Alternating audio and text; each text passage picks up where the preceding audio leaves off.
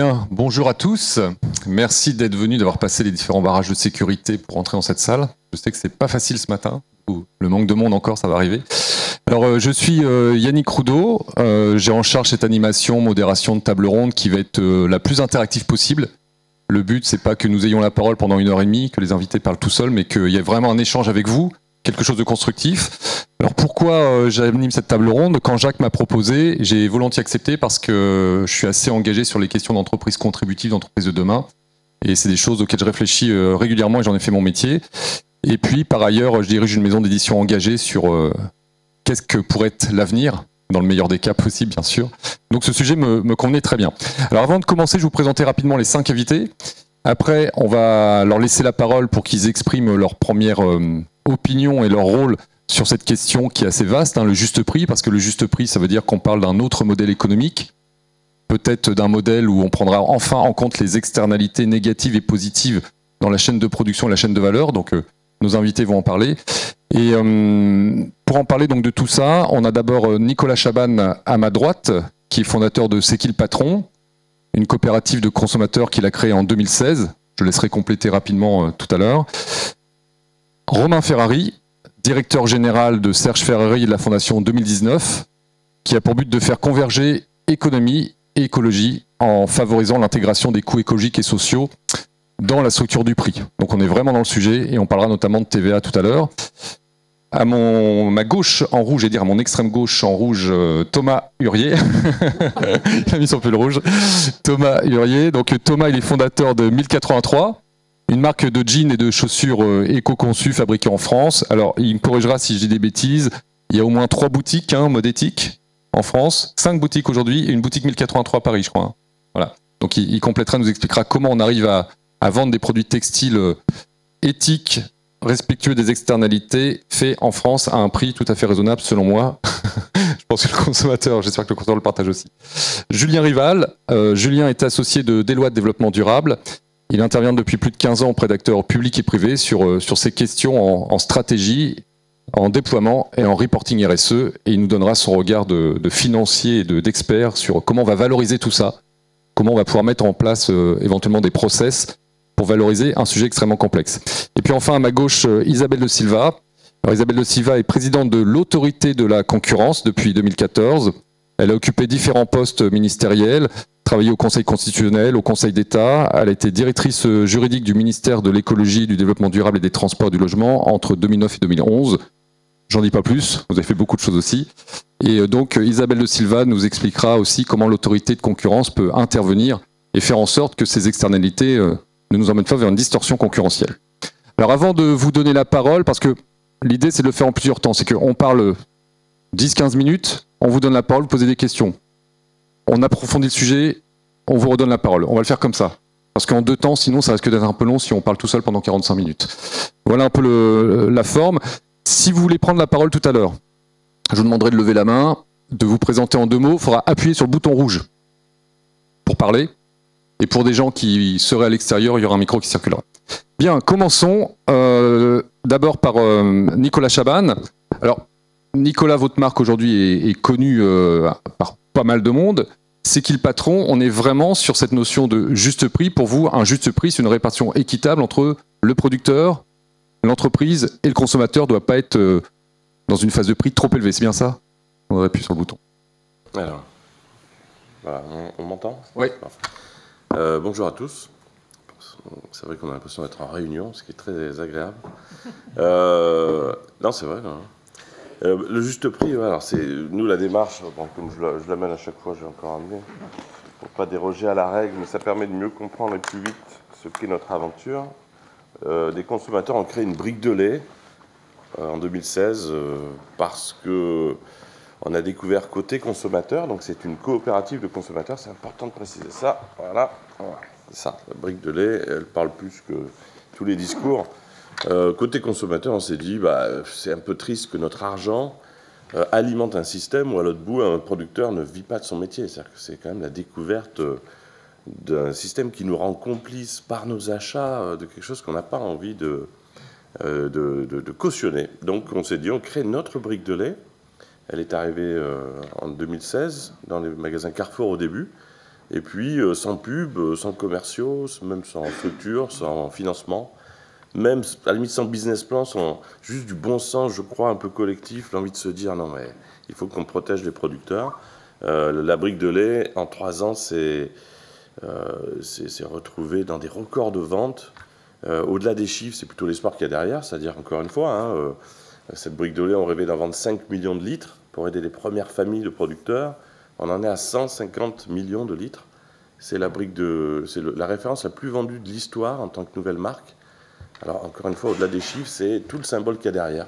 C'est possible aujourd'hui, avec quelque chose qui s'appelle les réseaux sociaux, de se rassembler, de se parler et de sortir de la vieille logique donc, du marketing qui fixait un prix de façon très schizophrénique en se disant les consommateurs, finalement, ce peuple un peu extraterrestre, lointain, on va essayer de faire des prix les moins chers pour amener des gens dans les magasins.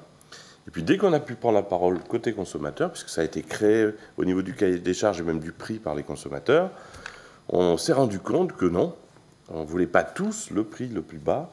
Une frange de consommateurs pouvait rajouter quelques centimes de plus. Parce que la notion de juste prix, c'est important. On pourrait se demander combien il fallait rajouter pour que les producteurs vivent de leur métier. On a découvert que c'était 8 centimes par litre. Ouais, alors concrètement, c'est ça. Si vous avez organisé des réunions avec les producteurs, vous leur avez dit combien vous voulez pour vivre décemment. Voilà. Nous, côté consommateur, on n'avait pas envie de faire un tour de magie marketing. On voulait juste que ce soit une réalité pour pouvoir marquer ça. Je me rappelle avoir dit aux premières familles, dites-nous quel est le montant de rémunération qu'il vous faut pour qu'on ait le droit de marquer ça. C'est quand même une phrase qui est forte. Et c'est comme ça que ça s'est calé. Et là, on s'est rendu compte que toute cette chaîne équitable, mais l'équité a une petite sœur directe, c'est la qualité. C'est-à-dire quand on rajoute des centimes pour qu'un producteur retrouve le sourire, gagne sa vie, eh bien, on a décidé d'enlever les OGM de l'alimentation animale, de faire du pâturage 3 à 6 mois, ce qui est mieux pour les vaches et pour le bien-être animal, de mettre des fourrages locaux. Donc pour quelques centimes, 4 € par an, la brique de lait redonnait le sourire au producteur et nous mettait dans une autre relation à ce qu'on achetait. Et ça, c'est valable pour 4 € sur le lait, 3,30 € par an sur les œufs, 70 centimes sur la farine. C'est-à-dire que, et j'ai fini, vous aviez pendant 40 ans, c'est un peu le thème, j'imagine, un problème qui était, il faut le prix le moins cher. Plus personne ne se posait la question de savoir si ça pouvait être autrement. Je me demande s'il y a une seule personne autour de la table qui a été appelée par une marque en 40 ans qui aurait éventuellement eu l'idée de dire mais on pourrait peut-être construire l'histoire du produit et le prix ensemble. Tout ça n'a pas existé. Et la découverte aujourd'hui, c'est que le juste prix, alors après ça ouvre autre chose, hein, c'est peut-être pas simplement que le producteur gagne sa vie. C'est qu'est-ce qu'il y a derrière, l'impact environnemental, voilà. Donc, voilà. Mais le juste prix, une bonne nouvelle, c'est que c'est le juste prix. C'est rien d'autre que l'absolue notion de juste prix et il ne faut pas la pervertir. Alors on va y revenir justement, ça me permet de faire une transition vers Thomas, puisque Thomas donc, fait des jeans made in France, des baskets et d'autres textiles, hein, je laisserai... Et là, au-delà du prix où, avec le producteur, on négocie une valeur partagée, il y a l'intégration des critères environnementaux, de toutes les externalités sociales, environnementales. C'est du made in France, beaucoup de coton bio, etc. Donc on va un cliquer plus loin, on intègre plus de choses. Oui, donc 1083, c'est une marque de jeans et de baskets que j'ai créée il y a 6 ans. C'est la distance qui sépare les deux villes les plus éloignées de l'Hexagone. Donc il y a 1083 km qui séparent Menton au sud-est et Port-Spoder, c'est un petit village au nord de Brest. Et donc notre démarche, c'est de fabriquer des jeans et des baskets à moins de 1083 km de chez vous, où vous habitiez dans l'Hexagone. Et en fait, la démarche, ça a été de voir qu'est-ce qu'on pouvait faire au maximum dans le Made in France et dans l'éco-conception. Donc effectivement, tous nos jeans sont bio, tous nos jeans sont teints, tissés, confectionnés en France. Sur les 89 à 109 € que vous dépensez pour acheter un jean 1083, il y a 97% de l'argent que vous dépensez qui irrigue l'économie locale. Les 3% restants, c'est le coton que l'on importe pour l'instant, et les boutons et les rivets.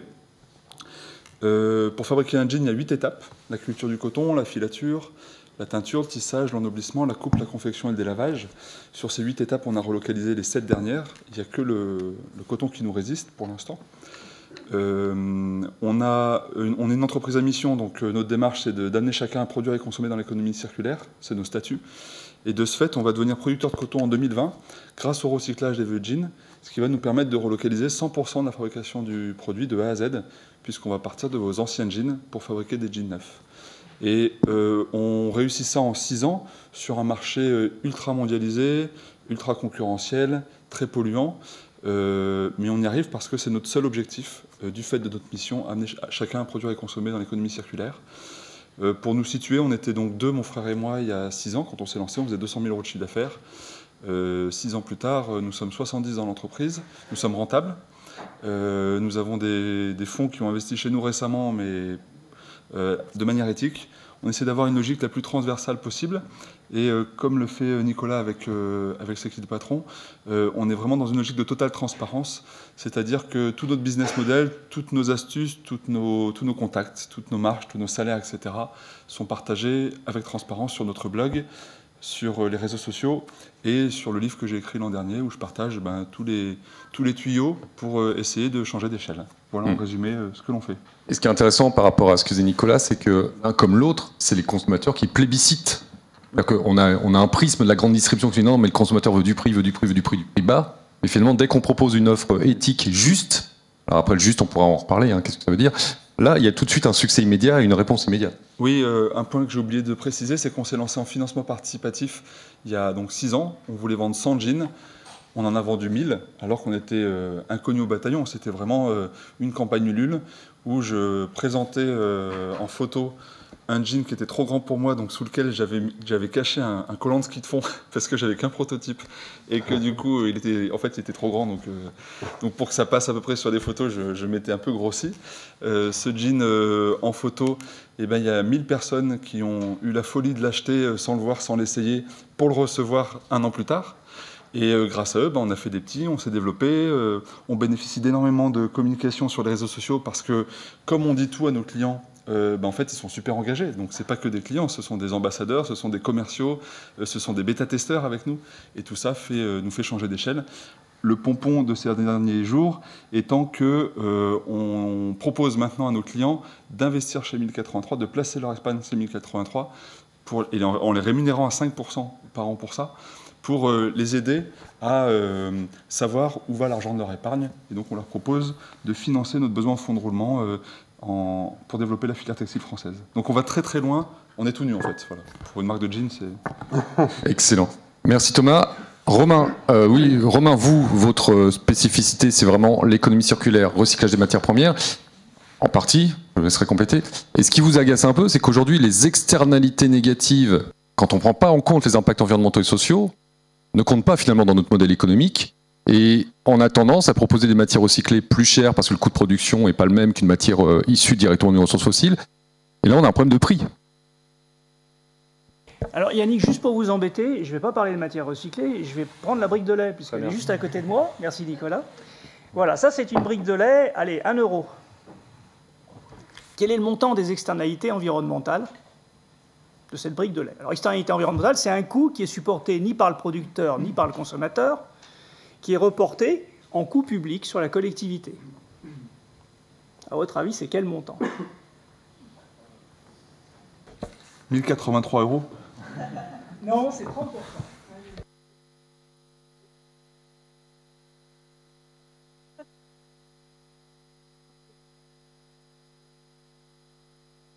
Nombre de dommages, on arrive à quelque chose voilà, du tiers. Hein, donc, mettons 30 centimes. Sauf que maintenant, il y a quelqu'un d'autre qui se lève et qui dit « Mais attendez, moi je fais du lait bio, et je voudrais savoir quel est le montant de mes externalités. » Un type bio-lait, etc. Et là, on les calcule et on s'aperçoit que c'est moitié moins. C'est 15 centimes.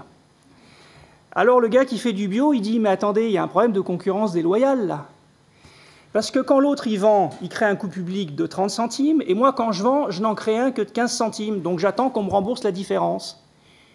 Et d'autant plus que moi, je suis obligé d'être un peu plus cher que l'autre. Donc, je suis disqualifié sur beaucoup de marchés.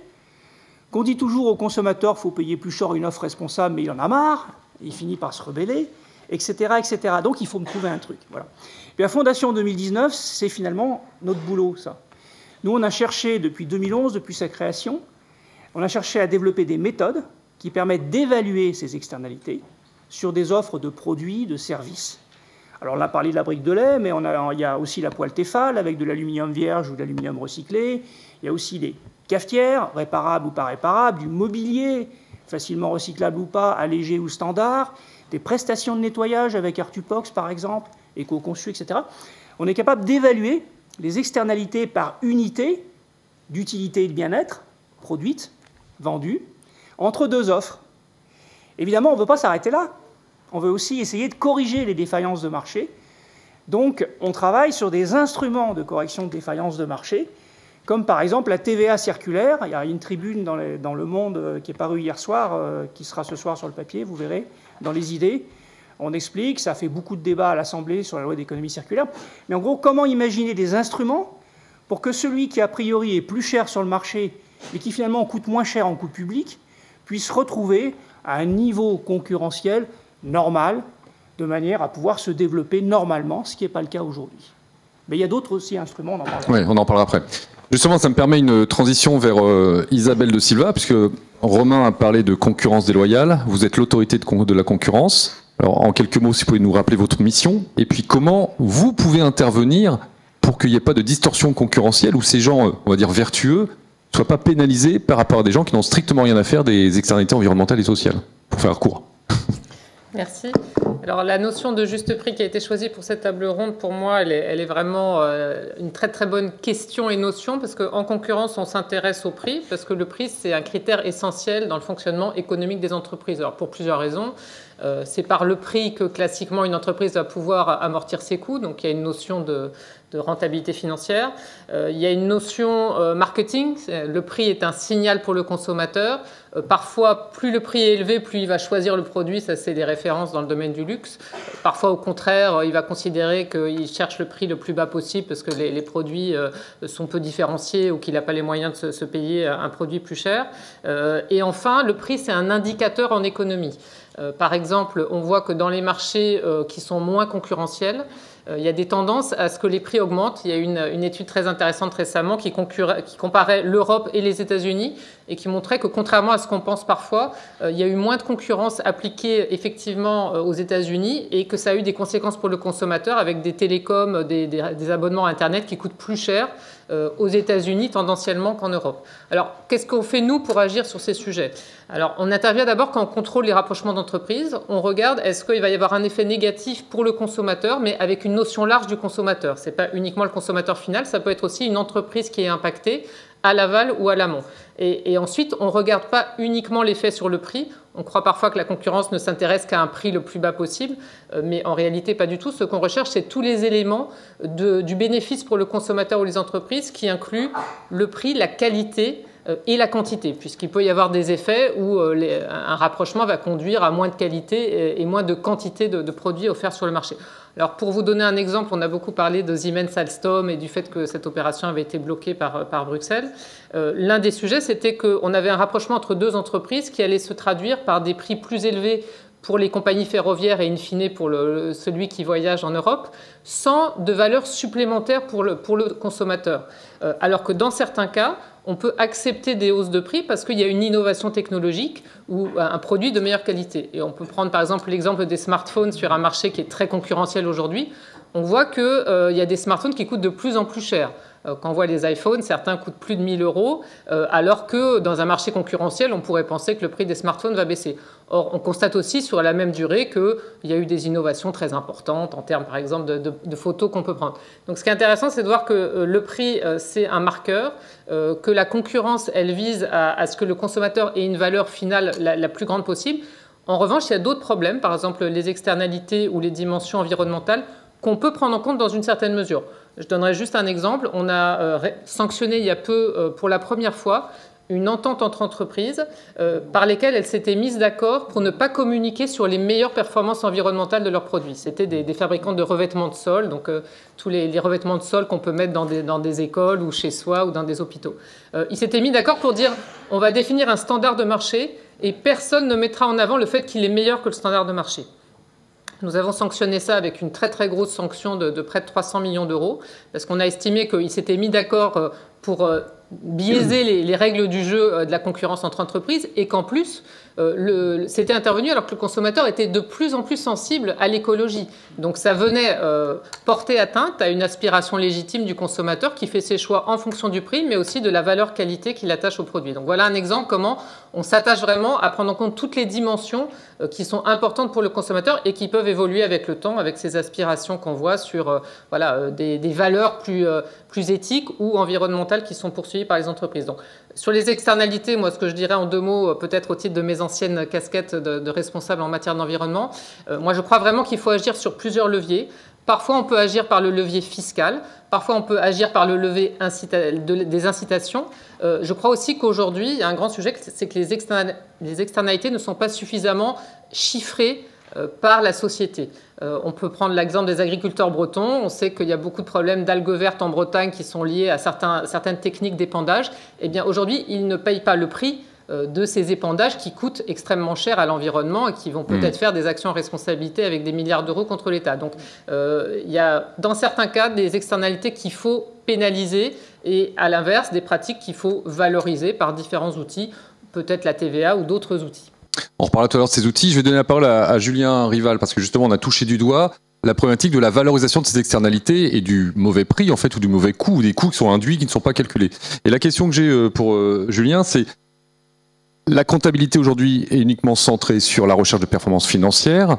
Est-ce que finalement c'est pas tout un modèle à ébranler, à repenser pour que enfin on change les règles du jeu et qu'on comptabilise les externalités environnementales, les externalités sociales, la performance financière, et tout ça donnera un prix qu'on pourra appeler juste, le plus juste possible pour prendre en compte, comme on le dit souvent, est-ce que le bio est cher ou est-ce que c'est l'autre qui n'est pas à son prix? Bonjour à tous. Oui, mais du coup je vais essayer de développer. Donc moi je suis pas entrepreneur et je suis assez impressionné d'être à côté de ceux qui arrivent comme ça en cassant des modèles. Ça m'impressionne beaucoup et j'ai beaucoup d'admiration pour les gens qui sont autour de moi. Les gens qui supervisent aussi, ces cassages de modèles, je ne dis pas que c'est pas important. En revanche, moi, je me passionne de lien entre... Alors, je suis expert comptable de formation, je suis membre du Conseil supérieur d'ordre des experts comptables, de la CNCC chez les auditeurs et au niveau européen. Et depuis 20 ans, j'essaie de faire rapprocher ces deux dimensions. Et par ailleurs, mon métier, c'est d'être conseil en développement durable et en stratégie de développement durable. J'essaie de faire rapprocher ces deux mondes et c'est dur. C'est vraiment très dur.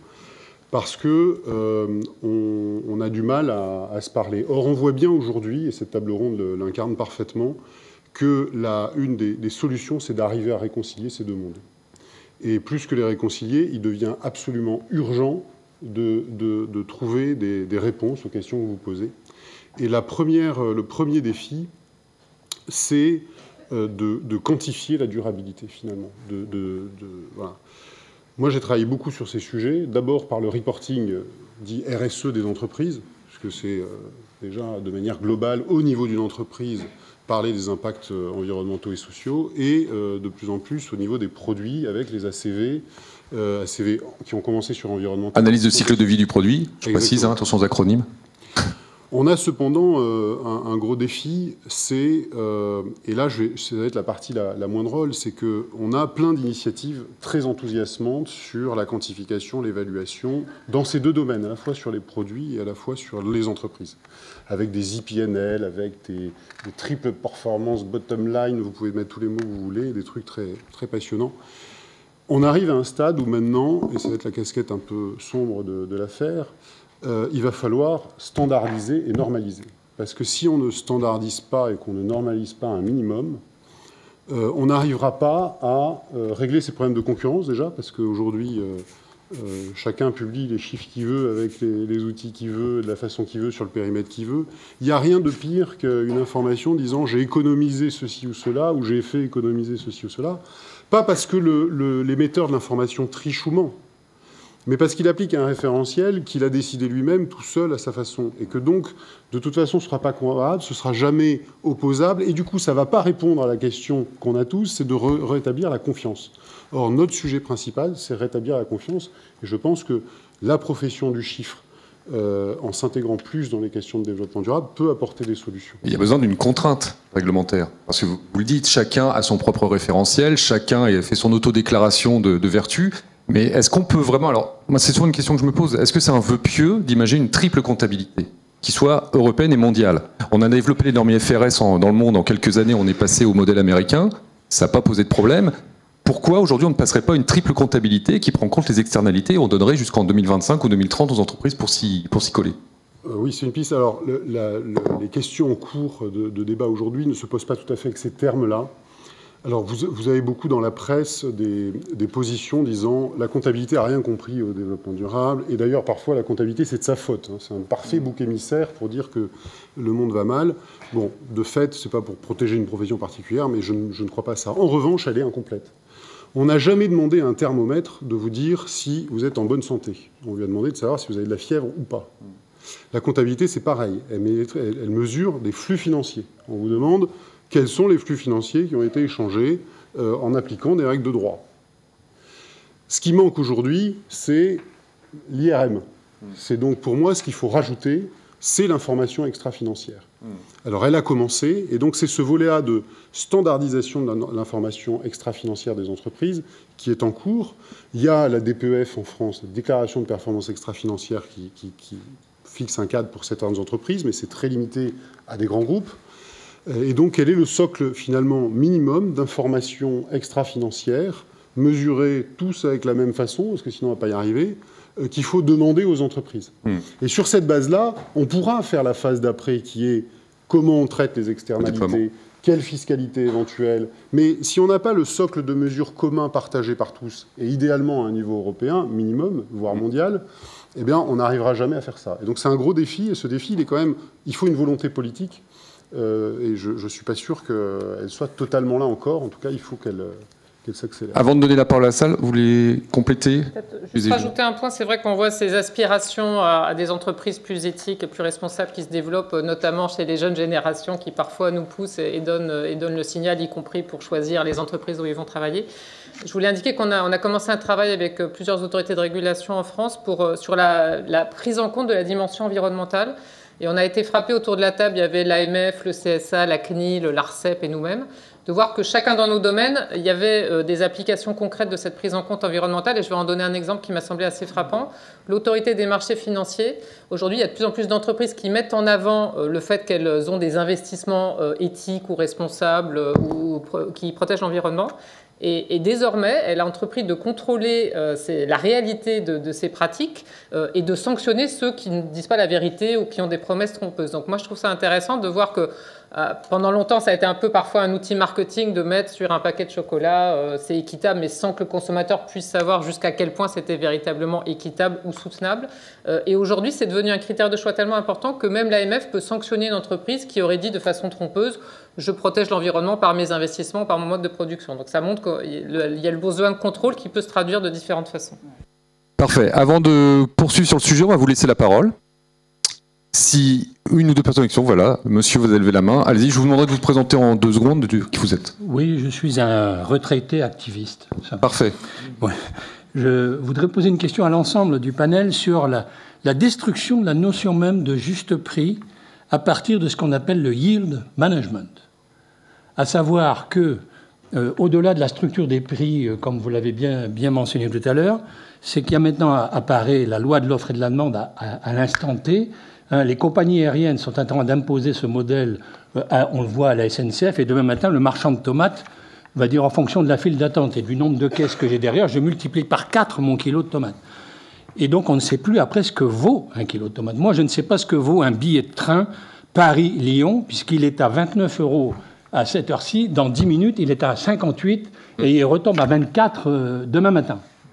Qu'est-ce que ça vaut? Je ne sais plus. Consommateur, est-ce qu'on doit continuer dans cette approche cancérigène? Qui veut répondre? Je veux bien dire un mot et ça me permettra aussi de passer la balle à mes collègues. D'abord, vous avez raison, il y a ça, mais c'est hyper personnalisé maintenant, les prix. Il y a aussi, et donc moi, la question, c'est le modèle assez passionnant de ces patrons sur la transparence du prix, puisqu'ils vont jusqu'à expliquer la décomposition du prix, et effectivement, a des limites. La première, c'est la limite de l'organisation. C'est-à-dire que ce modèle fonctionne bien et permet quand il y a un cahier des charges quasiment unique, à un producteur ou un petit nombre de producteurs. Lorsque c'est plus large, c'est beaucoup plus compliqué. Nous, on accompagne des entreprises qui ont comme ça des sources d'approvisionnement très diverses, des marques historiques, clairement.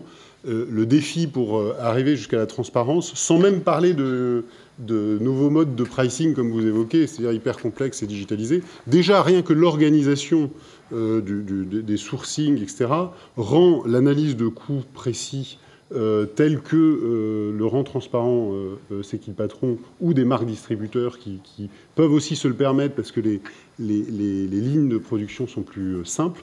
Ça, c'est extrêmement complexe. Donc il y a aussi ce point-là, c'est-à-dire que c'est pas que... Et dans ce que vous dites, c'est tout à fait vrai. C'est qui patron de mémoire, et c'est une de mes questions, il n'y a pas de promotion aussi, parce qu'il y a tout simplement les aspects promotionnels. Il y a des moments où le prix baisse par campagne de promotion. C'est-à-dire que j'imagine que quand c'est qui patron dit ça, c'est 99 centimes versus 69 de mémoire, ça veut dire qu'il ne sera jamais à 90 pour une promotion d'une semaine, ou etc. C'est-à-dire qu'on sort du schéma traditionnel, j'imagine. Et à contrario, il n'y a pas de coût de marketing, puisque vous évitez le coût de marketing.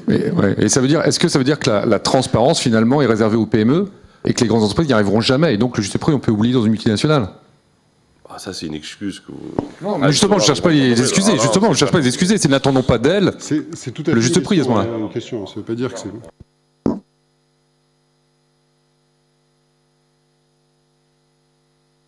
Voilà. C'est un prix qui est mentionné sur la brique. On s'est soucié de pouvoir écrire prix conseillé, voté par les consommateurs. Après, là, c'est intéressant, c'est-à-dire qu'elle arrive à 99 centimes, puisque c'est un vote qui construit le cahier des charges et le prix. Et puis, naturellement, on a vu des magasins faire 95 centimes, 94 centimes. Et en fait, ce qui s'est passé, c'est que les consommateurs que nous sommes, c'est-à-dire que l'idée, nous, on est au milieu des consommateurs, on ne parle pas, encore une fois, d'un troisième genre, c'est nous, quoi. Bon. Eh bien, on s'est tous mobilisés, on est allé dans les magasins et on a dit, finalement, remonter le prix. C'est-à-dire qu'il y a énormément de messages qui nous sont parvenus de consommateurs qui ont dit, puisque j'ai compris la structuration, j'ai pris le temps de regarder pourquoi effectivement il fallait rajouter des centimes pour des critères qui étaient importants pour moi, ne dégradez pas ce prix parce que vous allez dégrader la part de valeur que je mets dans le produit. Donc ça, pour évidemment la grande distribution, je vais faire 2-3 exemples rapides, mais après je parlerai de Michel-Édouard Leclerc. Mais eh bien, le beurre bio, quand il est arrivé, parce qu'on pourrait penser que c'est la crise laitière, et là je dis ça humblement, spectateur de ce qui s'est passé, et sans autre... on ne donne pas de leçons, c'est que on dit voilà ce qui s'est passé. Le beurre bio est arrivé, on s'est dit est-ce qu'on ne voudrait pas améliorer une notion importante? On rajouterait des centimes pour que les producteurs en conversion soient soutenus les 2 ans où il y a toutes les contraintes du bio sans la rémunération du bio. On pouvait mettre entre 0 et 20 centimes. À ce moment-là, la grande distribution bienveillante nous a dit mais ça ne marchera pas. Nous, on enlève les centimes et là, vous allez en rajouter pour aider la conversion bio alors que le produit n'en a pas besoin. Première surprise, 15 centimes ont été rajoutés sur le prix de la plaquette de beurre par les votes collectifs. Deuxième discussion avec la grande distribution, ça ne marchera pas. 18 mois plus tard, c'est la plaquette de beurre bio la plus vendue de France, devant les grandes marques historiques. Donc quand on crée de la valeur, après il y a des conditions à ça, ça devient des arguments de vente. Et même les plus cyniques aujourd'hui se rendent compte que s'il n'y a pas de valeur durable dans une échelle élargie, ça ne marchera pas. Mais la nouvelle notion qui est apparue, je vous fais témoignage de ce qui s'est passé, on a tous ensemble créé des produits, mais côté consommateur, on s'est dit, mais attends, l'effet de levier, il est sur les grandes marques. Là, on a vu arriver, il y a un reportage de France 2 fascinant, là, où on voit Nestlé, je ne sais pas s'il y a des gens de Nestlé dans la salle, mais c'est comme Wauquiez, là, comme il n'y a pas de journaliste, et pas de... on peut dire absolument tout ce qu'on veut. Non, mais Nestlé est venu et a dit, voilà, on vous appelle tous les jours, on veut faire quelque chose avec les consommateurs. C'était pas tellement c'est qui le patron. Et là, c'était même touchant, cette humilité de la très grande marque, en disant, on n'est plus crédible, c'est fini. On le dit même publiquement. Quand on achète de la pub en disant Nestlé va sauver le monde et protéger vos enfants, nos millions d'euros d'investissement nous reviennent en boomerang négatif. Ouais, j'en y crois plus. Donc, on voit qu'il y a cet enjeu-là, et je veux juste te dire un mot là-dessus. La famille de consommateurs qui a créé C'est qui le patron, qui est aujourd'hui large, 14 millions de gens en 3 ans, voilà les chiffres Nielsen, un Français sur 5 sans pub à la télé, sans commerciaux dans les magasins, eh bien, aujourd'hui, les consommateurs disent « Ok, ben on va créer une chaîne des consommateurs et des citoyens, ce qui s'est fait, un atelier pour aller voir ce qui se passe chez les fabricants, et on veut aujourd'hui que chaque élément puisse être regardé par des experts et des gens capables de juger, mais aussi de façon plus candide mais directe, nous. Pourquoi ? Parce que quand vous avez un producteur qui est bien rémunéré, l'organisme de contrôle regarde que le cahier des charges et que le patron de la COP, finalement, est en relation avec ce qui a été dit, mais ce n'est pas réellement ce que le producteur ressent. Et là, consommateur, on y va, et on va voir le producteur, on lui dit dans les yeux, est-ce que c'est vraiment vrai, ça ? Et est-ce que votre vie a changé ? Ce regard-là, avec les réseaux sociaux capables de désavouer ou de confirmer quelque chose, c'est une nouvelle dimension.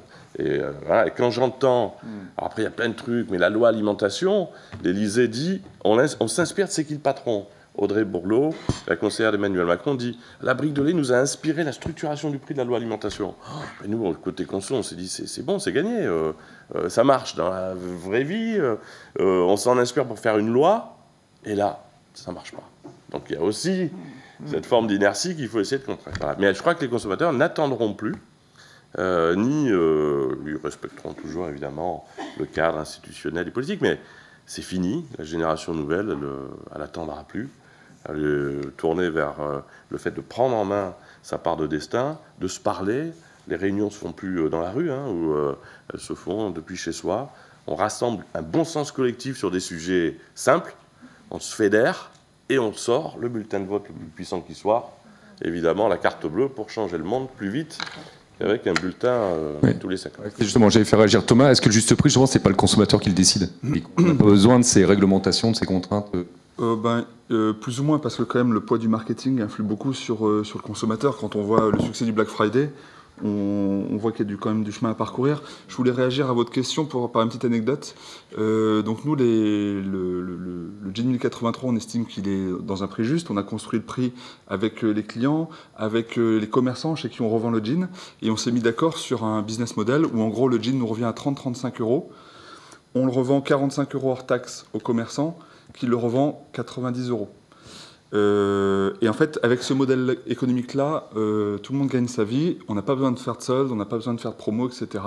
Et c'est le même prix juste toute l'année. C'est notre manière à nous de respecter toute la chaîne et de permettre à chacun de vivre. Et bien, hier après-midi, à 14h30, la Directe est venue nous voir, à Romans-sur-Isère, au bureau, pour nous indiquer que nous étions hors la loi, puisqu'en fait, nous avons cette démarche-là empêché la notion de concurrence libre et non faussée. Parce qu'en fait, le prix juste qui nous permet à chacun de vivre, évidemment, on encourage tout le monde à le respecter et on ne veut pas qu'il y ait de l'autoconcurrence entre les partenaires de cette filière-là. Eh bien ça, on n'a pas le droit. Donc du coup, l'agent très sympa qui est à 3 mois de la retraite est parti en nous félicitant quand même. Et il nous a dit qu'en fait, il fallait qu'on soit un peu plus malin dans le conseil du prix que l'on voulait, en le disant de manière moins directe pour que ça passe. Mais c'est pour vous dire les difficultés auxquelles on fait face alors qu'il n'y a aucune malveillance de notre part et qu'il n'y a aucune volonté de nuire à la concurrence, simplement de trouver un modèle économique durable pour tous les partenaires. Avant de parler de TVA circulaire tout à l'heure avec Romain, Madame, une question à gauche. Oui, bonjour, Martine Payeur. J'ai créé il y a 10 ans une conciergerie d'entreprise développement durable, justement pour faciliter tout ce qui est consommation plus responsable aux collaborateurs dans les entreprises. Donc à une toute petite échelle, parce que je préfère expérimenter des choses que... je ne sais pas grossir comme vous, donc si jamais quelqu'un voulait m'aider à grossir, ça serait super. Du coup, nous, ce qu'on essaye vraiment de simplifier, c'est les réparations. Donc de trouver des gens qui savent réparer. Alors c'est toujours très compliqué d'expliquer à quelqu'un que l'article, un vêtement qu'il a acheté à 20 €, pour le réparer, il va devoir payer de nouveau 20 €, voire plus. Parce que, alors nous on explique, oui, mais la personne qui va vous le réparer, il ne vit pas au Bangladesh, il a envie d'avoir un salaire comme vous, ici, etc. Et vous allez éviter des déchets. On essaye d'expliquer avec des mots simples ces externalités, justement. Par ailleurs, on fait beaucoup de recyclage. Et on voit que, enfin, de récupération d'objets, de jeux, etc. Et on voit que les gens, ils ont encore une notion de l'occasion qui est très... c'est pour les gens pauvres, l'occasion. Alors que moi, je m'habille que en choses d'occasion, même dans les poubelles, etc. Et on essaye d'expliquer aussi aux gens, non, l'occasion, c'est pas que pour les pauvres, c'est pas que un geste social et... C'est en train de changer un peu. Hein. Vous avez vu des marques comme Weston qui font de la chaussure réparée, vendue en magasin. Enfin, la seconde main vient dans les grands magasins maintenant. Je pense que ça bouge. On est au début. Oui, mais enfin, chez certaines personnes, après, dans le public large, effectivement, ils viennent nous dire je te donne cet objet, mais je vais être sûr que ça va aller à des gens pauvres. Donc votre question, c'est comment... Non, mais alors après, c'est quand il y a des vêtements, par exemple, est-ce qu'on ne peut pas avoir une espèce de location? Alors, il y a des marques maintenant qui commencent à faire de la location.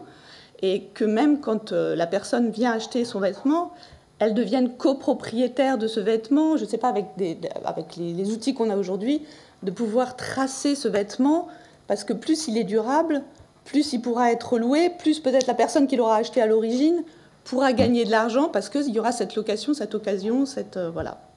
Deux réponses. Vous voulez répondre après, Romain?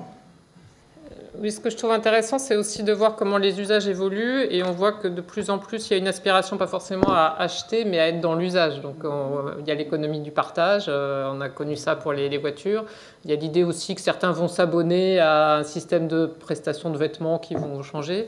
Et effectivement, moi, je pense que la tendance qui va se développer beaucoup, c'est de plus réparer, voilà, pour l'idée de moins être dans la surconsommation. Donc ça, je pense que c'est une tendance qui en est au début, mais qui pourrait vraiment se développer. Et je voulais revenir un peu sur la notion de valeur. Enfin, monsieur, quand vous posiez la question sur le yield management, aujourd'hui, parfois, le consommateur est un peu schizophrène parce que peut-être dans certains cas, il va acheter un jean fait sur place, mais dans d'autres, il y a des services auxquels il attache moins de valeur, par exemple le transport aérien, qui est un peu devenu une commodité et où on voit le système du yield management porté à l'extrême. Moi, ce que je trouve intéressant dans votre question, c'est vous disiez, est-ce que c'est acceptable sur tous les produits?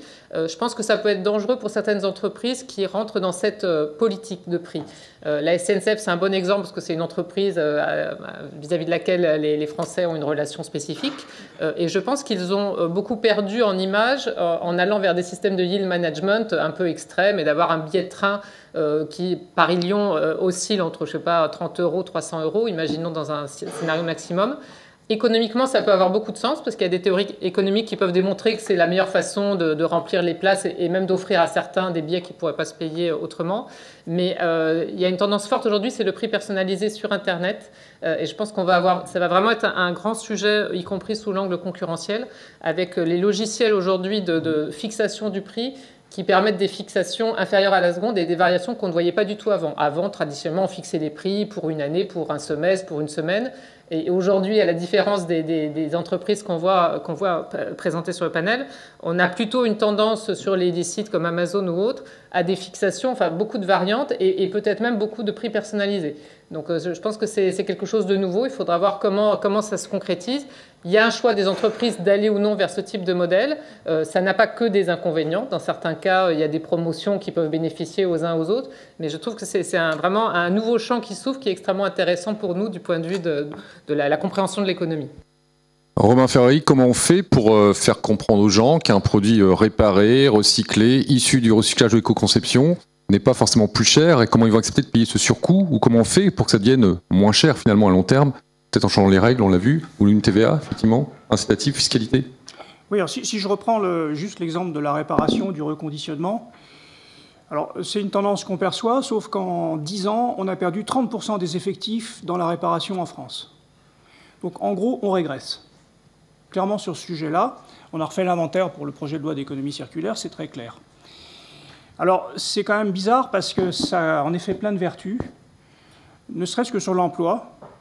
En fait, quand vous voulez vous débarrasser de 10 000 tonnes de biens de consommation, si vous les mettez en décharge, ça vous occupe une personne, 10 000 tonnes par an. Si vous les incinérez, ça occupe 3 personnes. Si vous les recyclez, ça occupe 30 personnes. Et si vous les réparez, ça occupe 300 personnes. Donc voilà. Bon, c'est juste un levier comme ça.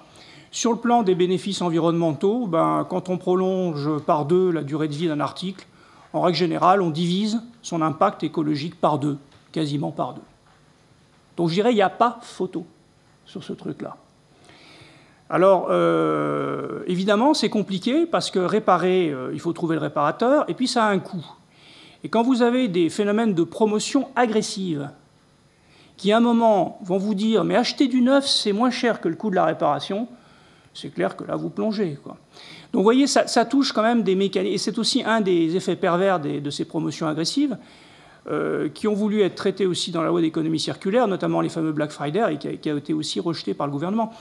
Mais on voit que c'est un sujet relativement vaste. Alors évidemment, si on peut aider à baisser le coût apparent de la réparation, en jouant encore une fois sur la TVA, oui, la directive européenne le permet moyen, sauf qu'il y a déjà 2 ou 3 pays en Europe qui l'ont déjà fait. Qu'en France, on a quand même inventé la TVA. Si on n'est pas capable de la faire évoluer, c'est qu'on a vraiment un manque d'ambition et un manque d'audace, hein. Mais il y a aussi d'autres leviers. Il y a l'utilisation des monnaies complémentaires locales qui peuvent être émises par des agents, des intermédiaires financiers coopératifs et financés par des régions. On en discute. Voilà, en rétribution du surcoût apparent de la réparation par rapport à l'achat du neuf. Enfin, il y a des méthodes. Et encore une fois, on peut les asseoir sur des évaluations qui permettent de vérifier que le coût public, associé soit à la baisse de TVA, puisqu'en fait c'est un coût fiscal, une baisse de TVA, hein, c'est un coût public aussi, hein, ou l'émission d'une monnaie complémentaire, c'est aussi un coût budgétaire. Alors, on a des instruments aujourd'hui qui permettent de montrer que ce coût fiscal, cette dépense publique est largement compensée par la création de richesses, et notamment sur les territoires, et c'est d'autant plus vrai sur la réparation. Donc je dirais qu'il n'y a plus qu'un, quoi. Est-ce que c'est pas le consommateur qui va exiger une TVA? Parce qu'on l'a vu, hein, c'est que le patron, on voit avec Thomas Horiez aussi comment ça fonctionne. Quand le consommateur soutient ce type d'initiative, est-ce qu'il ne faut pas faire de la pédagogie aujourd'hui vers le consommateur en disant il faut des TVA plus basses à 5% sur les produits issus du recyclage, sur les produits bio, etc. Et que finalement l'opinion publique s'en empare? Ça rejoint un peu la discussion qu'on avait en off, c'est qu'en fait, on est probablement plus sur une norme délibérative, bottom-up, qui est en train d'apparaître, qu'il va falloir structurer, qu'il va falloir rendre transparente, qu'il va falloir challenger, qu'il va falloir corriger régulièrement, parce que ce n'est pas des formules magiques, c'est des formules pleines d'incertitudes, souvent des incertitudes paramétriques, mais on les connaît aussi. Donc on est plus sur l'apparition, en effet, d'une norme délibérative, donc bottom-up, issue plus du consommateur et du citoyen en général. Simplement, il faudrait un peu lui ouvrir les canaux, ce qu'on a du mal à faire aujourd'hui, au moins à titre expérimental, c'est-à-dire sur des territoires ou sur des niches d'application. Et ça, aujourd'hui, on a énormément de mal d'avancer. Je crois plutôt... je préfère les petits matins que le grand soir de la fiscalité ou du juste prix, parce que le grand soir du juste prix, même vis-à-vis de Bercy, Bercy ne fait que ce qu'on lui demande, et Bercy bloque parce qu'on lui a demandé d'avoir une logique budgétaire et pas une logique d'efficience de la dépense publique, c'est tout. Donc voilà, c'est ces choses-là qu'il faudrait faire évoluer. Nicolas ? C'est très intéressant, ça c'est pareil, hein, c'est un constat qu'on fait, nous, du développement de l'aventure. Je crois, je ne sais pas s'il y a beaucoup de gens qui peut-être auront un autre point de vue, mais le petit comité d'experts qui décide au nom de tous les autres, c'est fini. C'est-à-dire que c'est plus possible, alors qu'on a un moyen simple de rendre perméable le consommateur dans sa dimension la plus simple, de bon sens, de bienveillance aussi. Bon. Cette génération d'experts qui décidaient pour d'autres, même si bon, c'était pas malveillant, ce tour de magie là, c'est fini. Donc on le voit nous parce que quand vous amenez dans la construction de quelque chose des gens, nous, hein, encore une fois, c'est pas des gens extérieurs à ce qu'on est. Et bien là, il y a un truc incroyable qui se passe, c'est que évidemment, on peut pas tous aller voir chaque réunion, mais quand quelqu'un dans ma dimension, mon voisin, que je sais désintéresser, mais qui va écouter avec son bon sens et sa bienveillance, me dira, même il peut y en avoir 3 ou 4, ouais, ce que j'ai compris de l'histoire est assez sain, j'ai l'impression qu'on ne se fait pas effectivement enfumer ou instrumentaliser. À ce moment-là, il y a une notion de confiance, et c'est qui le patron, hein, c'est seulement 6850 personnes qui ont provoqué l'adhésion de 14 millions de personnes, parce qu'ils étaient dans une dimension qui n'était plus ni celle du marketing ou celle de la publicité. L'exemple que j'avais donné la dernière fois, mais c'est une réunion où après il y a la notion de lobby qui intervient. Vous faites une réunion avec... on va dire que c'est de la pure fiction, hein, ce que je vous raconte. Mais vous avez un ministère de l'Agriculture avec les 2 grands responsables du lait qui pèsent des milliards de litres de lait. Depuis des années, le ministre, de façon très saine et sympa, dit... il faut rajouter des centimes aux producteurs de lait. C'est pas possible. Il y a 8 centimes manquants, vous vous rendez compte, et un suicide par jour en France, côté producteur de lait. Et là, le lobbyiste sympa dit, bah ouais, mais le problème pour nous, c'est qu'on fait 4 milliards de litres de lait. Donc 4 milliards fois 8 centimes, ça fait 320 millions d'euros. Donc on ne peut pas, à un moment donné, sur nos résultats, ça va peser. Ou alors, je dois fermer une usine. Bon, là, la discussion est close. La nouveauté, c'est que dans une réunion comme ça, vous mettez un consommateur, une consommatrice qui prend une journée de congé, ce qu'on fait tous, nous là, pour aller voir ce qui se passe dans les coulisses de ce qu'on prépare pour nous. Et là, il y a une dame qui dit « Excusez-moi, monsieur le représentant du lait, mais vous voulez dire que vous ne voulez pas mettre ces 8 centimes ? Pour nous, c'est important en tant que consommateur. Et puis, c'est notre argent. Donc, si vous ne mettez pas ces centimes-là, moi, je ne vais plus acheter votre marque. Puis, je vais dire sur Internet que c'est pas très sympa, quoi, la façon dont vous gérez ça. » La présence d'une personne dans cette dimension-là, au milieu de cette schizophrénie qui est en fait inversée, on a parlé de la schizophrénie des consommateurs, elle est peut-être aussi du côté des experts, va dénouer beaucoup de choses. Et puis finalement, on se met dans un système comme ça, la laiterie gagne sa vie, le magasin gagne sa vie, on n'est pas dans quelque chose qui renverse tout. Voilà. Et dernier mot, j'avais promis de parler de Michel-Édouard Leclerc, mais quand on s'est vu au début et qu'il était un peu contre l'histoire, après il l'a beaucoup aidé, il a dit « mais arrête, tu te rends compte », parce que bon, il m'a tutoyé, tu te rends compte que c'est 0,1%, c'est un petit peu les bobos qui achètent ça. Bon, c'était à l'époque où il n'y avait pas encore... bon. Finalement, non. Hein, il a fait rentrer tous les produits quand il a vu que c'était un mouvement plus massif. Mais je lui ai répondu, combien de produits dans vos rayons racontent précisément leur histoire, expliquent la valeur ajoutée qu'ils ont, et déjà, est-ce qu'il y en a? Mettez-en 50% en face des premiers prix, et là, on pourra refaire une comptabilité. Donc je pense que, et après je passe mon tour juste après, mais c'est maintenant qu'il faut le dire, il y a une application qui va sortir.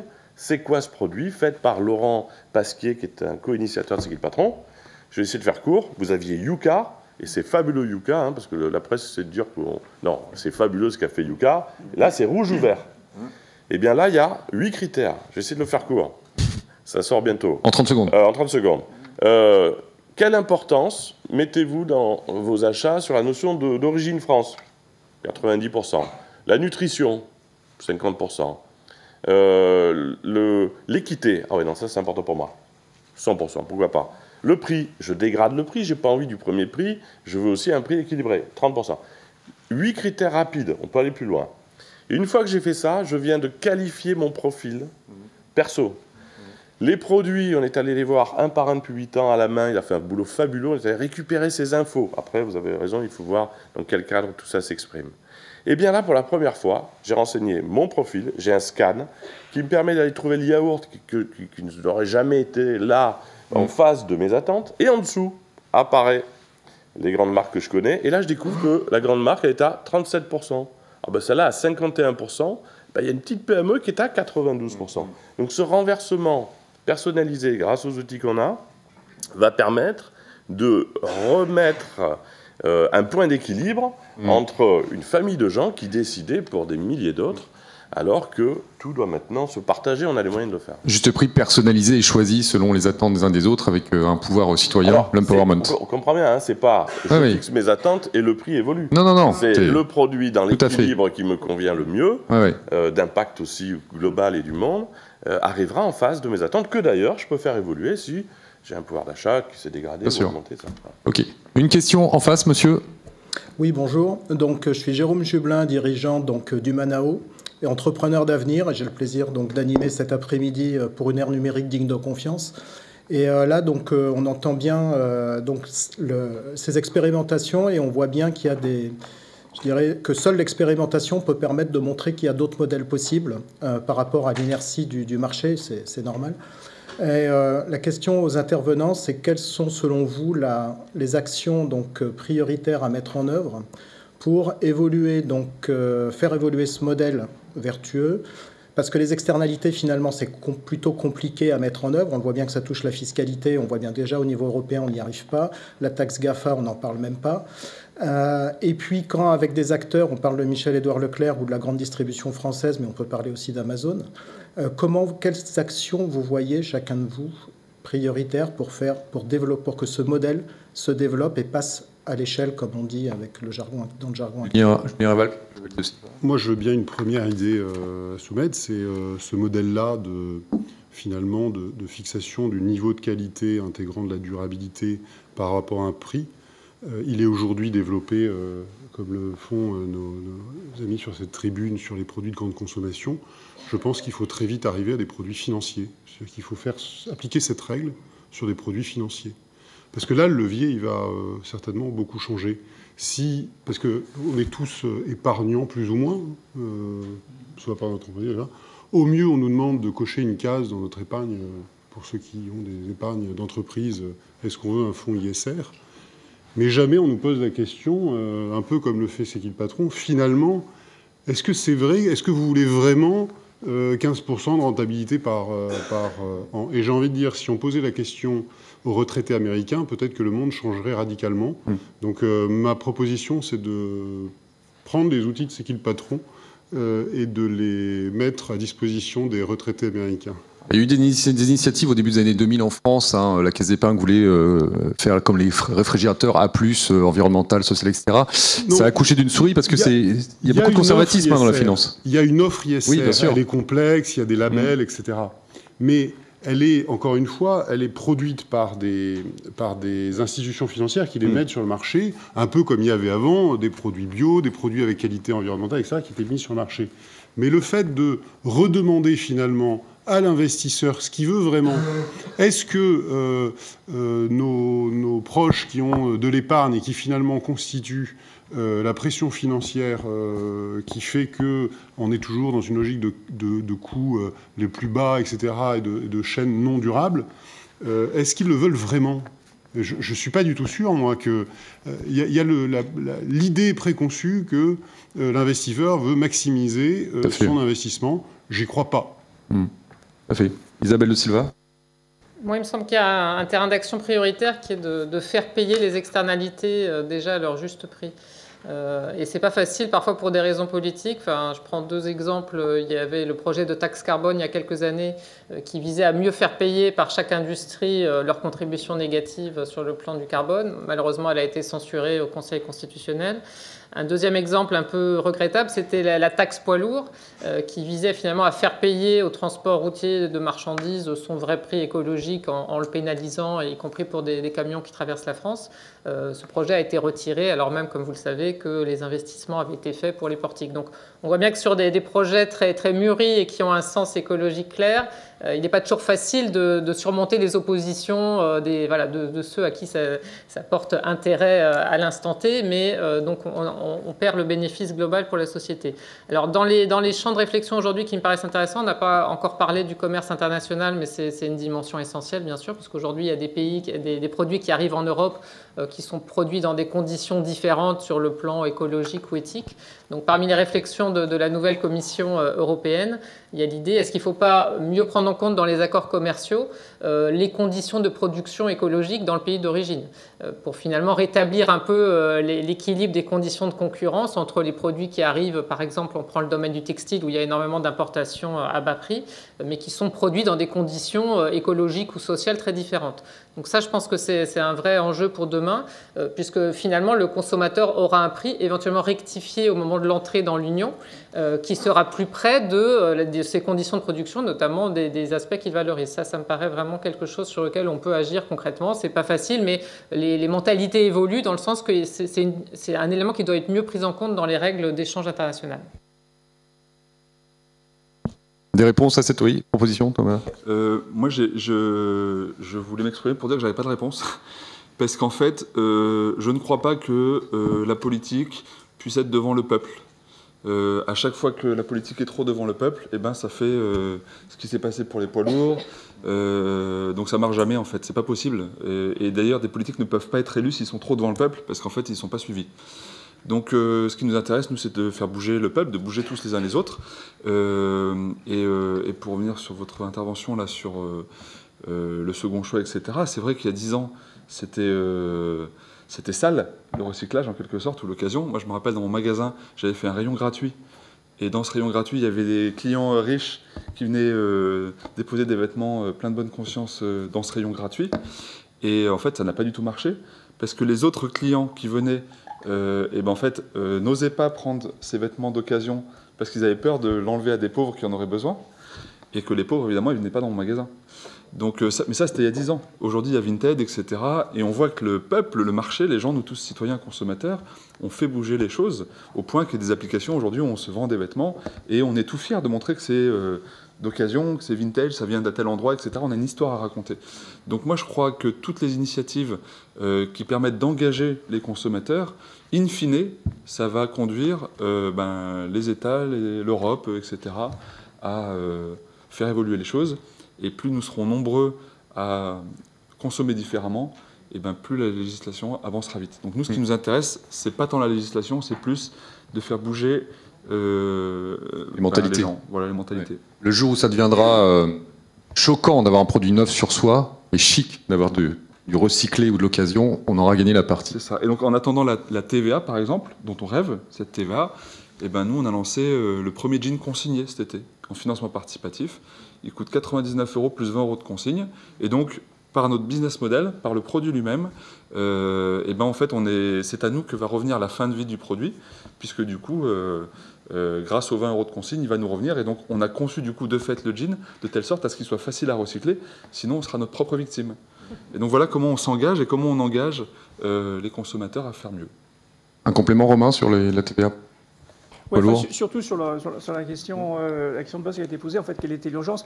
Très clairement, on a des règles économiques qui ont été créées sur l'ancien monde, et les règles aujourd'hui applicables sont sur l'ancien monde. Donc on ne fera pas l'économie de les modifier. Hein. La monnaie, elle sert à évaluer. Bon, déjà, on évalue mal. Ensuite, c'est un outil de transaction. Donc la transaction, elle est pipée, on le voit bien. Et puis en plus, la réserve de valeur, alors sur les actifs, n'en parlons pas, actifs financiers, on sait à peu près, mais actifs sociaux, environnementaux, on ne sait plus du tout. De toute façon, on ne fera pas l'économie de la transformation des règles économiques. Et je dirais, si ça ne passe pas par la monnaie officielle, ça passera par des monnaies complémentaires, parce que d'abord, le champ est ouvert. Bizarrement, il y a beaucoup de choses à faire dans ce domaine-là. Et pourquoi pas? Parce que d'un autre côté, ça sera beaucoup plus délibératif et beaucoup plus bottom-up. Donc après, c'est les institutions à choisir. Reprenons simplement l'histoire de la taxe poids lourd. Quand le gouvernement jette l'éponge sur la taxe poids lourd, la RPLP suisse a déjà, je crois, 3 à 5 ans d'existence. Comment ils l'ont montée en Suisse? Comment on l'a échouée en France?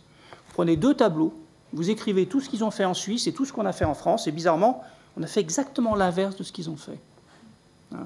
Ils sont partis sur un calcul d'externalité. Ils ont été voir ceux qui rouspétaient contre la pollution. Ils leur ont dit, mais vous savez, non seulement vous avez le droit de rouspéter, mais en plus, sachez que ça nous coûte cher. Ah, ça change tout. Après, ils ont invité les parties prenantes autour de la table, dont les transporteurs, forcément. Et puis, ils ont dit à tout le monde, puisqu'il y en a, vous parlez tous le même langage, c'est le langage de l'économie, ça tombe bien, on va parler économie.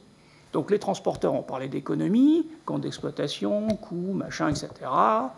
Et puis, les opposants, plutôt ONG, plutôt santé, environnement, etc., ont aussi parlé d'économie. Donc ils ont partagé un langage. Et puis à un moment, ils sont tombés sur, finalement, oui, il en manque.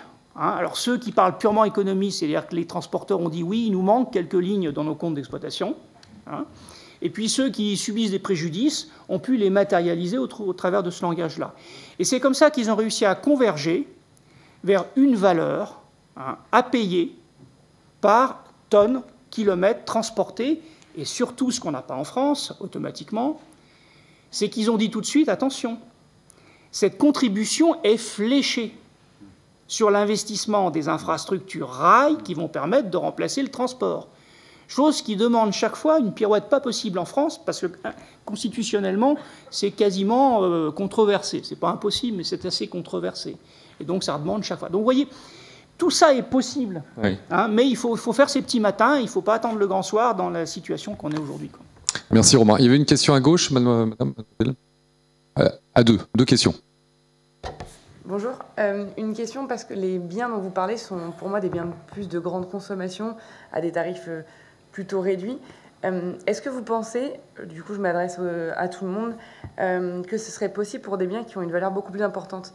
On parle des externalités sur des jeans, des biens de consommation alimentaire, mais pour le logement, c'est un coût complètement différent.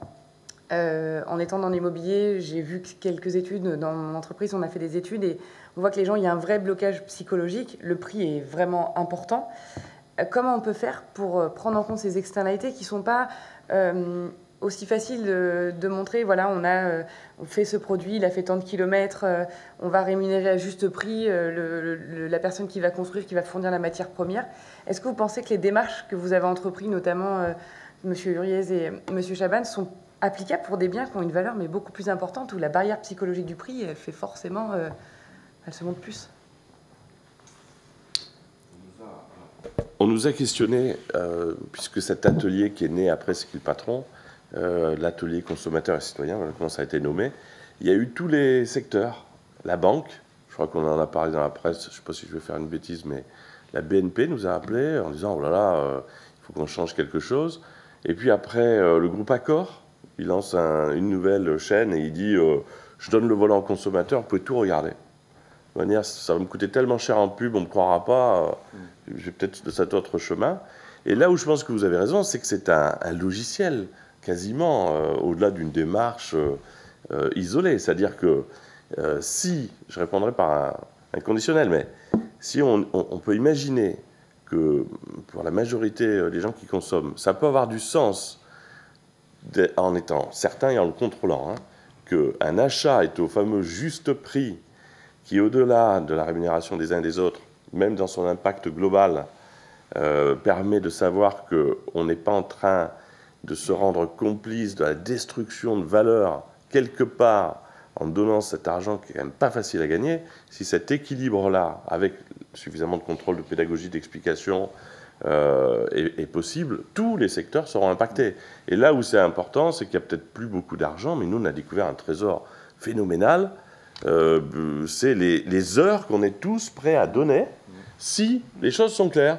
Les 10 000 sociétaires de la coopérative ont dit, mais attendez, on est prêt à donner des heures, donc on les a rassemblés, et ces milliers d'heures, la capacité, alors après on débat sur le champ politique et citoyen, mais on sait très bien demain que si on se met tous avec notre petite carte bleue dans l'anonymat de nos charmantes vies à acheter des produits, par exemple, qui utiliseraient moins de plastique, en 15 jours, on peut devenir le pays qui en consommera le moins.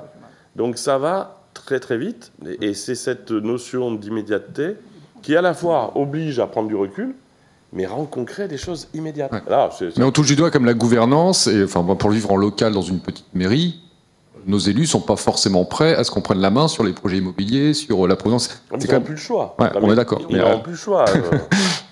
Isabelle de Silva. Je pense que le bâtiment, c'est un excellent exemple où on a énormément progressé.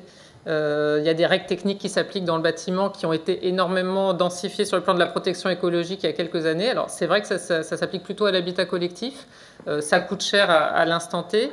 Mais aujourd'hui, on voit même des bâtiments à contribution nulle, voire positive à l'environnement, ce qui paraît incroyable. Et ce qui a progressé dans le même temps, c'est la prise de conscience du choix du consommateur qui va peut-être payer un petit peu plus cher son appartement s'il peut se le permettre avec un bâtiment qui protège l'écologie.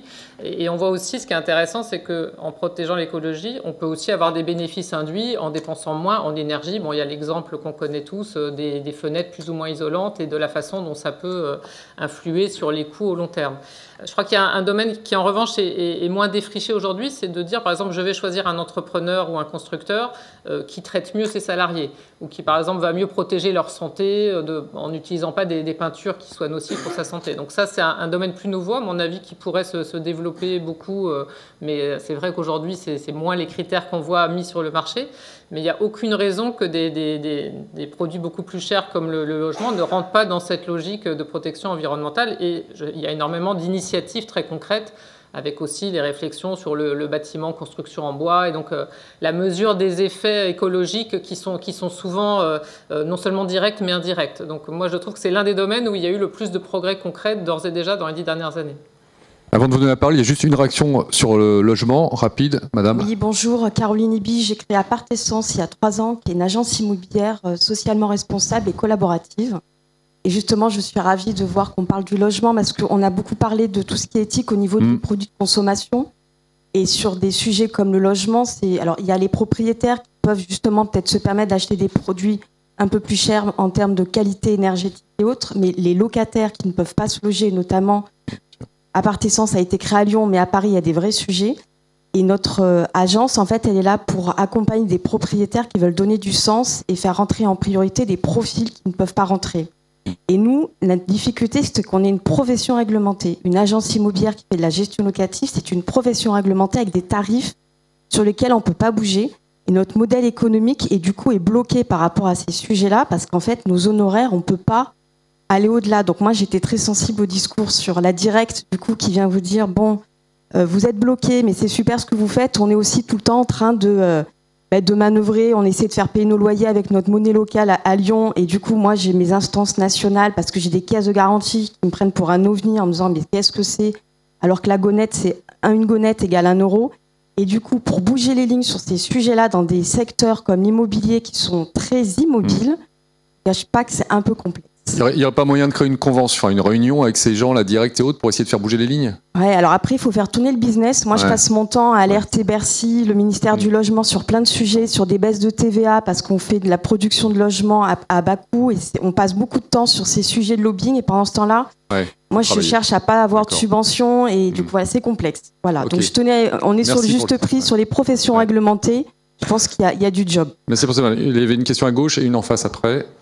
Oui, bonjour, Alexandre Poirot. Alors moi, j'avais une question. Dans ce que j'entends ce matin, il y a un axe, on va dire, législatif qui pourrait changer les choses. Et il y a un axe du consommateur, donc bottom-up. Et du coup, ma question, elle est, d'après vous, comment on accélère le changement culturel des masses? C'est-à-dire qu'en gros, dans tout ce que vous dites, il y a une prise de conscience à avoir de ce que c'est la consommation responsable. Et aujourd'hui, quand j'observe, alors je travaille dans ces milieux-là de la RSE, il y a quand même une prise de conscience plutôt d'un certain nombre, on va dire un petit nombre. Hein. Tout à l'heure, Nicolas Chaban disait à 6 000, on emmenait 14 millions. Et donc, du coup, comment on accélère ça? Parce que l'accélération, elle viendra par le fait qu'on engage le plus de monde possible. Donc voilà, j'aurais voulu avoir votre avis. Et d'un autre côté, on sait tous que 10% de la population font l'histoire. Donc pourquoi viser 50%? Voilà, enfin, c'est un débat que je joue. Zéro. En fait, il y a deux aspects là-dessus. Le premier aspect, c'est quand on fait des études marketing, et moi je me suis intéressé à ces études d'alter-consommation, des nouveaux modes de consommation sur 10 ans. On les a commencé avec Théma, Éric Fouquier, puis ensuite c'était T-City Greenflex, qui fait du très bon boulot, qui appartiennent à Total, mais ils font quand même du très bon boulot, il faut le souligner. C'est quand même extrêmement complexe. La part d'alter-consommation, en moyenne, c'est 4%, donc ça ne fait pas rêver. Sauf que c'est faux. Dans certains segments de marché, ça monte à 10, 20, 30%. Donc il faut analyser pourquoi ça monte à... Alors souvent, c'est des préoccupations égoïstes qui rejoignent des préoccupations altruistes. La consommation, enfin l'alimentation y est pour beaucoup. Je sauve ma peau, celle de ma famille, de mes amis et la planète. Ça va un peu dans ce sens-là. On va trouver les cosmétiques et les vêtements. Pourquoi? Parce que c'est à la fois la santé, toxicité, mais la représentation aussi de soi. Puis on va trouver les activités outdoor. Donc ça, c'est des choses qui ont beaucoup progressé. Je vous invite à aller sur les sites de ces gens qui travaillent là-dessus, parce qu'il y a beaucoup, beaucoup d'éléments. Sauf que, encore une fois, en 20 ans, si la part d'alter-consommation sur ces segments augmente, le consentement à payer plus cher, globalement, il dégringole. Et là, on retrouve le phénomène gilet jaune. Clairement. Et ça c'est toujours pas expliqué. C'est-à-dire qu'il faut dépasser, en effet, cette stratégie vraiment d'essayer d'évaluer l'évolution des consommateurs et de considérer que ce ne sont plus des consommateurs, mais derrière un consommateur, il y a un citoyen. Et là, il y a beaucoup encore d'études sociologiques à faire, et il y a encore beaucoup, beaucoup de champs à ouvrir, parce qu'on ne comprend pas grand-chose. Peut-être un mot là-dessus. Les études, c'est vrai. Rapide, hein, sinon il reste 10 minutes. Et je les études, elles sont déjà un peu, pas ringardisées, mais elles vieillissent très vite. C'est-à-dire que personne ne veut payer plus cher un produit sans avoir une bonne raison de le faire. Bon, donc, effectivement, on dit, regardez, les gens ne veulent pas payer plus cher. Ok, mais il n'y a pas des produits à valeur ajoutée qui ont expliqué leur valeur ajoutée. Et alors après vraiment, c'est mon truc.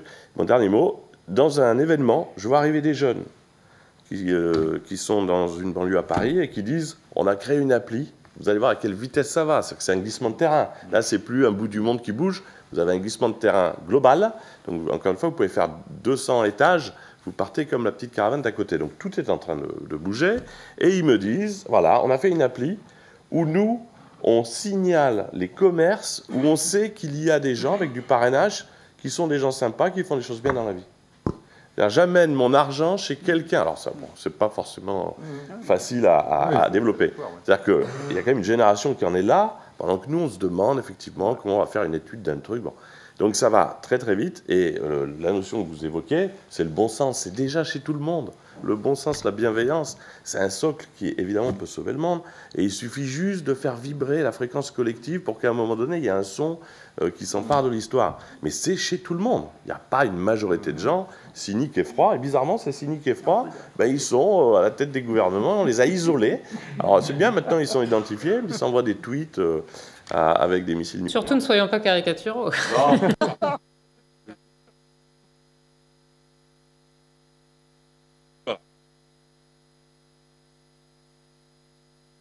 Vous voulez réagir?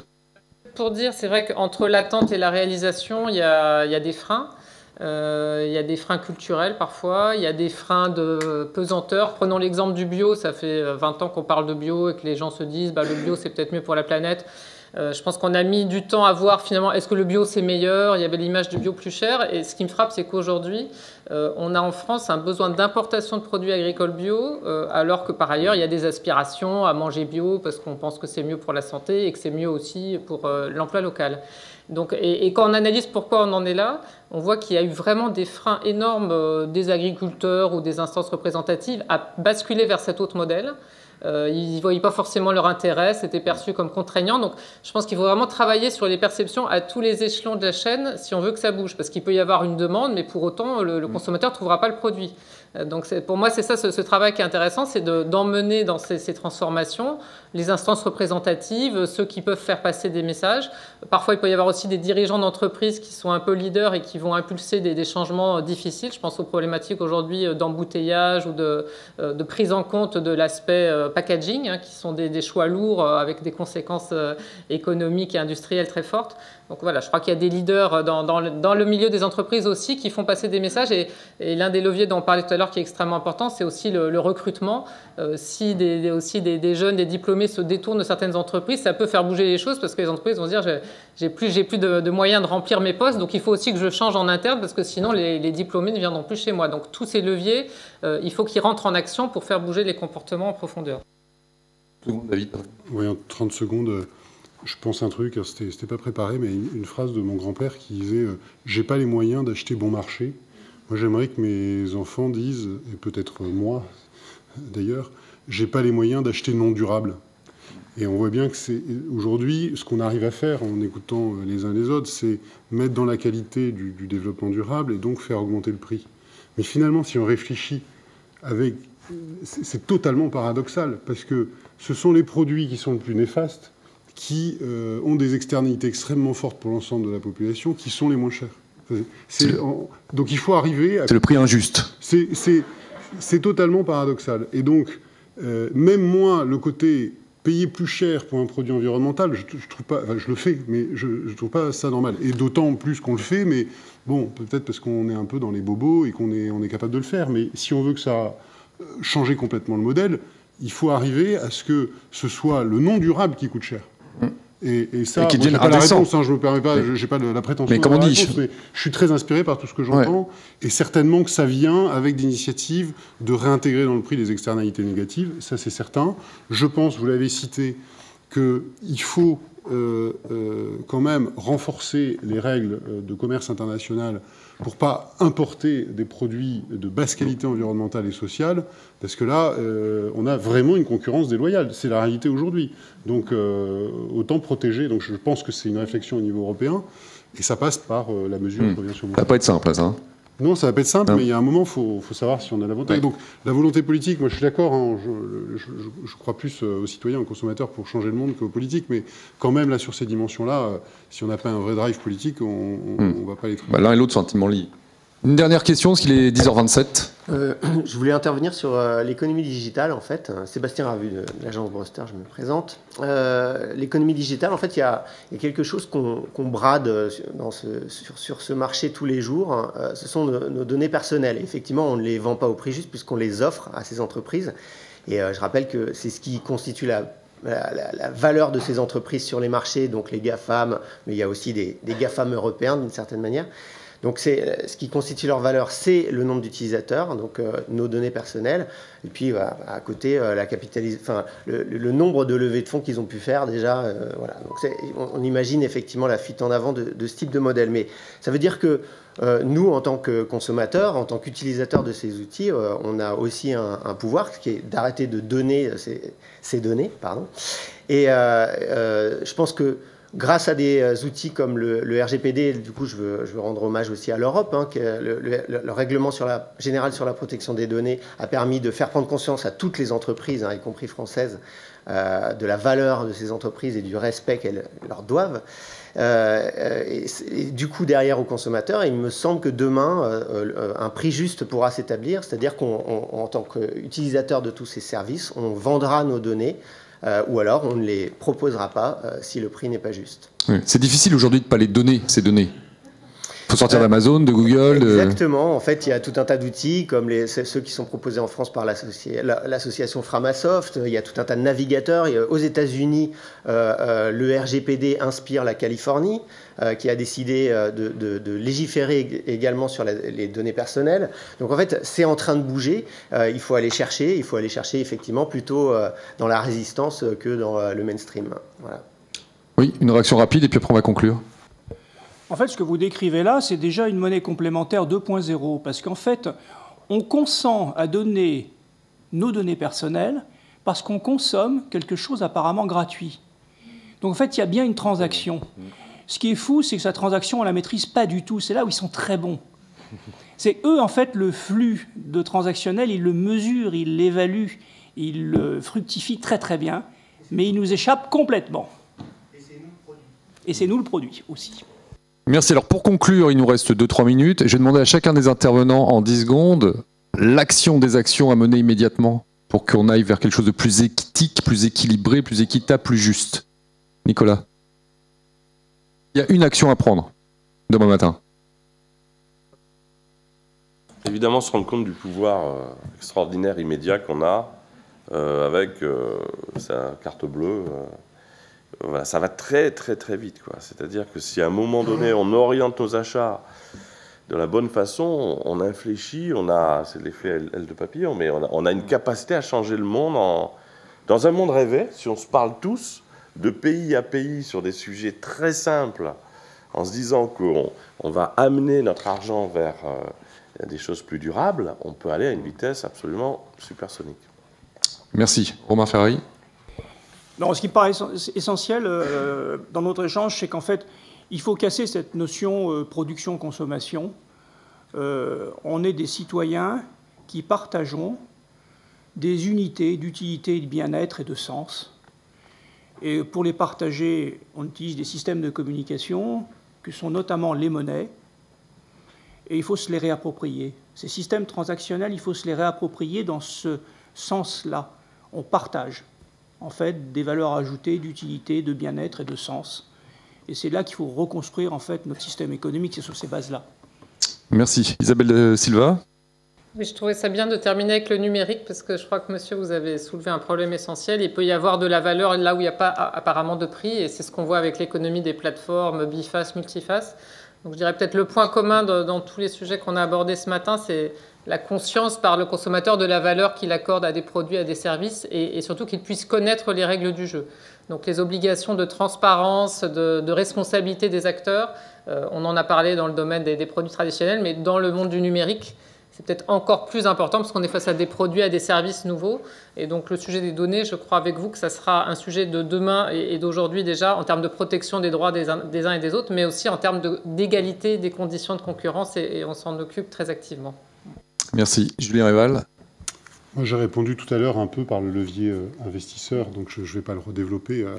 Il me paraît essentiel. On est aussi des investisseurs, et quand je vois dans les entreprises l'importance donnée au point de vue des investisseurs, et on le voit avec le climat, là, ils commencent à poser des questions sur le climat, alors tout d'un coup les entreprises bougent sur le climat, mais que les consommateurs, ONG, les questionnent sur le climat depuis des années, n'est pas un sujet. Maintenant, les investisseurs s'y mettent. Donc moi, je crois beaucoup à ce levier-là. Cependant, je pense qu'il y en a un autre, quand même, qui est, à mon sens, qu'on ne va pas assez loin dans la transparence des informations économiques, financières et extra-financières. Il faut aller beaucoup plus loin. Quand je vois qu'il y a des producteurs de lait très importants qui ne publient pas leurs comptes, j'aimerais déjà qu'on... Non mais, déjà savoir, parce que vous dites, oui, on gagne peut-être la marge, mais enfin, c'est la marge que certains... J'imagine peut-être que c'est cela, mais enfin, ou d'autres. Je veux vraiment citer personne, mais il y a des entreprises qui sont essentielles dans notre économie, dont on ne sait rien de la création de valeur et de la répartition de la valeur. On ne sait même pas qui y a derrière, on ne sait pas qui sont les responsables. La façon dont la valeur est créée et répartie doit être une information publique, quelle que soit la taille, etc. Il y a des règles comptables là-dessus, elles sont plutôt fondées sur le fait que l'entreprise est cotée ou pas cotée. Alors quand elle est cotée, il y a beaucoup de transparence, parfois même trop, peut-être pour certains. Et puis alors quand elle ne l'est pas, alors là, on ne sait plus, on ne sait rien, qui est derrière, qui est actionnaire, Donc ça me paraît être un problème majeur pour réinstaurer la confiance et pouvoir analyser la répartition de la valeur et que le consommateur puisse choisir, ou le partenaire puisse choisir de travailler avec une entreprise. Merci. Thomas ? Eh bien moi, pour compléter toutes ces bonnes raisons rationnelles, je pense qu'un des leviers qui nous touche tous et qui est le plus universel, c'est le plaisir. Donc engagez vos amis, vos familles, vos cousins, vos frères et sœurs, vos collègues à découvrir le plaisir de boire du bon lait, c'est qui le patron. Et pour ce qui nous concerne, nous, on s'attache à essayer de faire des jolies fesses avec nos jeans. Et à notre sens, toutes les bonnes raisons du monde doivent être complétées par des raisons irrationnelles, émotionnelles, qui nous touchent. Parce qu'en fait, s'il suffisait d'écrire fumer-tu pour arrêter de fumer, on le vivrait. Ouais. Voilà. Merci. Donc rendons ce monde alternatif joyeux et enviable. Merci à tous d'être venus à cette table ronde. C'était un vrai plaisir de l'animer. Merci, et puis les intervenants seront peut-être pour certains dans le salon, donc vous pouvez continuer à les attraper à la sortie pour discuter. Merci encore.